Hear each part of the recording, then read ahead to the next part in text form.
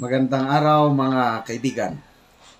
Pag-usapan natin ngayon yung kontrobersyal na pag-interview ni Katunying Taberna sa ex-police na si Wilfredo Gonzales na ng abuso, na nakit, na napak, na nutok sa kawawang siklista.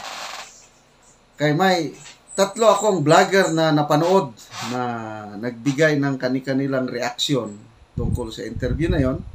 Of course, number 1 si Madam Maharlika. Pangalawa si Jojo de Guzman, isang diehard bantag vlogger. Salamat ka Jojo. Salamat Maharlika.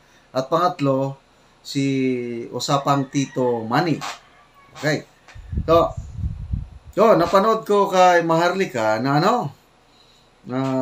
alam naman natin, magkaaway si Maharlika at Tuning. Dahil kay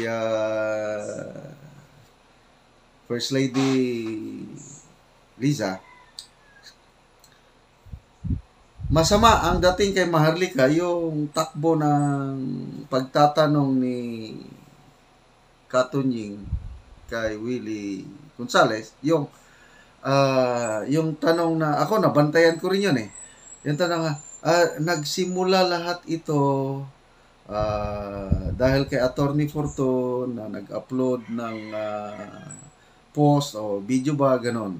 So, ang dating kay Maharlika, si Tunying, sinisisi pa niya si Attorney Fortun. Dahil kung wala daw si Attorney Fortun, hindi magkakaroon ng ganitong widespread ang galit ng taong bayan. Ako, nagpapasalamat ako kay Attorney Fortun. Ginagawa lang niya yung trabaho niya bilang mamamayan, bilang siklista. Kaya, medyo hindi nga maganda yung gano'n na nagsimula lahat ito dahil kay Attorney Fortun. Di ba? Medyo patapsing. So, ako, agree ako kay Maharlika nga, dapat hindi gano'n. Parang sinisisi kasi na daw, hindi na daw makatulog-tulog si Mr. Gonzales, hindi na siya makakain, apektado ng kanyang pamilya. Kasalanan niya yun ang kasabihan po, biblical truth ito, kung ano ang iyong itinanim, yun ang iyong aanihin. Nagtanim siya ng ganong actuation. Kitang-kita naman sa video. The video speaks for itself. Hindi mo talaga masisi ang netizens, taong bayan, na magalit dahil grabe, sobrang tapang. Ganon talaga ang tao na makahawak ng baril. Ako, naranasan ko yan nung tinyente pa ako. May dala-dala akong pistola. Konting bagay lang, iingit ang ulo ko. Gusto ko nang mag-react na bubunutin na, but salamat at by that time, may takot na ko sa Panginoon. Kaya lang, hindi ko talaga nabunot yung aking baril, kahit galit na ako. Kasi, I don't know, may sense of security ka dahil may baril ka. Paano yung bubunutan mo, walang baril? Ganon yun. Kaya, ako ngayon, as much possible, ayoko nang nagdadala ng baril dahil nagbibigay yan ng init ng ulo. Okay? So, nung nabantayan ko yan, nung tinyente pa ako, na madaling mag-init ang ulo ko kung may dala akong baril. Since that time, wala na. Hindi na ako nagdadala ng baril. Kaya lang, may security ako. But for me, wala. Para hindi iinit ang ulo ko. So, ganun yun. Ang tapang ni Mr. Gonzales, kaharap niya ang unarmed na siklista, nung ini-interview na siya ni Katunying, parang na siyang maamong tupa. Parang pinapalabas niya na siya ang biktima. But wala na, hindi mo maloko ang taong bayan, Mr. Gonzales, Katunying. ito, nababasa ko sa mga comments. Iba pang vlogs na ito. Marami kasing mga vloggers na nag-react eh. Magkano ka, Tunying? Ganon din si Maharlika. Ganon ang tono ng kanyang vlog eh. Magkano? Parang nabayaran. But sa kanila lang yon. Ako, wala akong kaalam-alam dyan. Kung may bayad o wala. Magkano? May duda yung iba na nagkabayaran. Then, marami pa akong comments na nababasa na parehas na member ng Iglesia ni Cristo, itong si Katunying at saka itong Wilfredo Gonzales. I don't know kung gaano yun katotoo. So, ayun. Yun ang kay Maharlika na sinisisi ni Katunying si Attorney Raymond Fortun. Saludo. Magpasalamat tayo kay Attorney Fortun kasi kung hindi nga naman sa kanya at saka yung vlogger, dalawang pasalamatan natin. Yung mismong saksi nakakita at binidyuhan then in-upload. Ang masama ngayon, itong si Wilfredo Gonzales, tinakot na ng husto yung vlogger. Kaya natakot yung vlogger kasi kakasuhan din daw siya at dinilit niya yung kanyang upload. Mabuti na lang may mga nakapag-save. Kaya wala na yun. Hindi mo na ngayon maluloko ang taong bayan.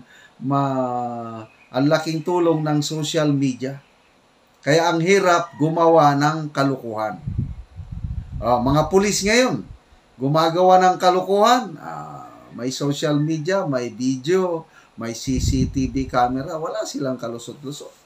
Kaya sunod-sunod ang mga congressional hearing, kapalpakan ng pulis ang palaging topic sa mga congressional hearing, Senado man or sa lower house. Ito. So, ayun, punta tayo kay Jojo de Guzman.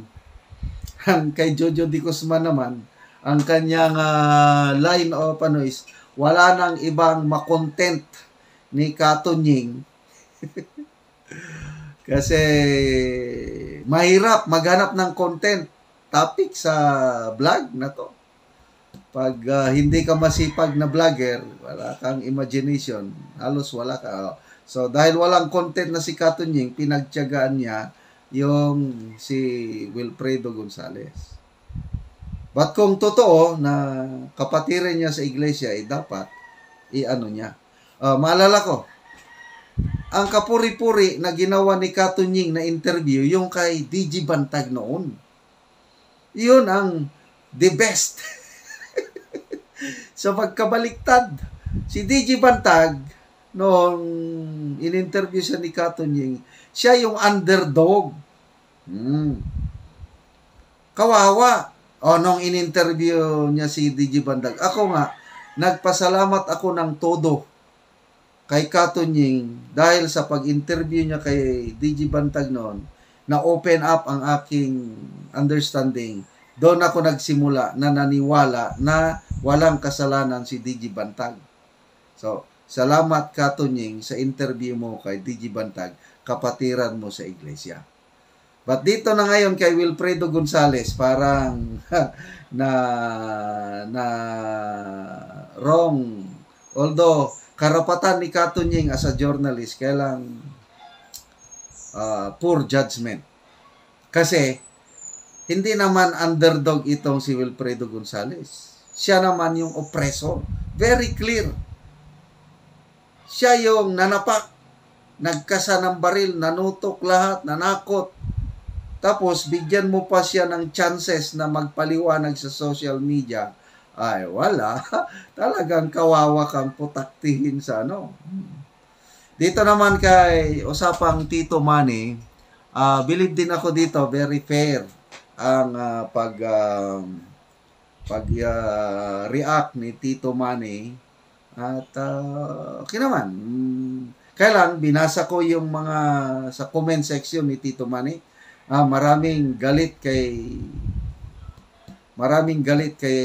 Anthony Taberna. Nawalan na ako ng respeto sa iyo, Katunying, ganun.